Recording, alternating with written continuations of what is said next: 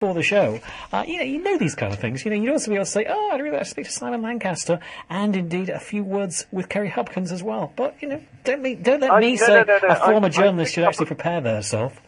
I've picked up a few tips from you, not least in winging it. Well, what? What? He says in a kind of Boris Johnson-esque way. I don't think I mentioned that. Still, what the heck? 11-0. Very good. Okay. Abby is not here. Eloise is. Fergus is.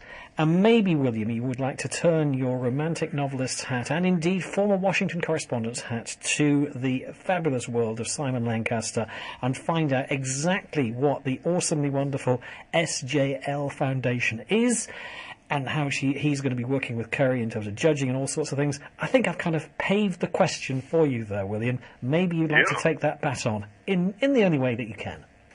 Yes, Simon. Hi there. Hello. Do tell us about the SJL Foundation, if that's actually its name. It is, yes. So I started a business 18 years ago out of my parents' spare bedroom as a 23-year-old, utilising a council grant of £500, which enabled me to get a computer and desk and a chair. Cut a very long story short, 18 years later, we're now one of the largest owner-owned insurance brokers in the UK. So this year we've set up our own charitable foundation to utilise the network of staff and customers and suppliers to raise £100,000 a year, which we're on track to do this year, through various fundraising initiatives.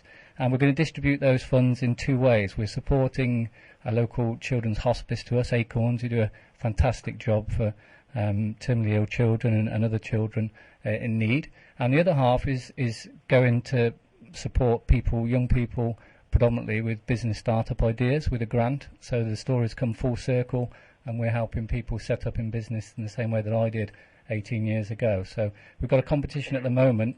We're asking for applications, people with business startup ideas or have just started a business, need a bit of help, to send their applications in to us, and if successful they will get the grant of £2,000.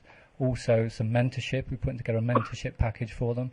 And finally we're launching our foundation in the House of Commons on the 22nd of October, and the winners of the competition, 8 of them, will be able to pitch their idea in the House of Commons, and that will obviously benefit them through marketing and PR as well. So fantastic opportunity. Lincoln University's done quite a bit of marketing for us, so we've got some good applicants in from students of the university with business startup ideas, etc. So hopefully we'll get one of those into the final at the House of Commons. And Kerry, who's with me, fantastic. And you'll be getting your peerage soon as well if you keep on like that. Hopefully not. So what's the best thing you've done to raise money? What's the most interesting thing that you have raised money? That's a good question. Well, our set piece fundraiser is the charity ball that we're hosting on the 9th of November, where people are paying to come along and have a great time at our ball. Obviously there'll be various auction items, etc., and we're lucky with donations. We've got some great prizes at that. We've also done traditional fundraising. We're based in Worcester. Our headquarters is. Quite a few of the staff ran the Worcester 10K and the Worcester Half Marathon the other week, raised about £1,500. Lots of fun internal fundraising ideas, dressing up, doing office sports days, all sorts of things. So lots of fun things, good interaction for the staff, fundraising in and around Worcester and London, where we've got an office as well. So a whole range of things, really. Office lottery, where staff buy tickets, their friends and family buy tickets, and there's a chance for them to win as well, which helps, so they're not just giving. So yeah, lots of things, really. Fantastic. And how many staff have you got now? 66. 66? Yes. You're the biggest there is? Also, what was the craziest costume that your staff actually got into? Because, it could be a dangerous question, obviously, but, just out of interest, did anybody come as the Honey Monster? No, they had to get their costume from a charity shop. So we had girls there in wedding dresses, and we had young women dressing up as old women, and we had all sorts of crazy charity shop costumes, but it was good fun.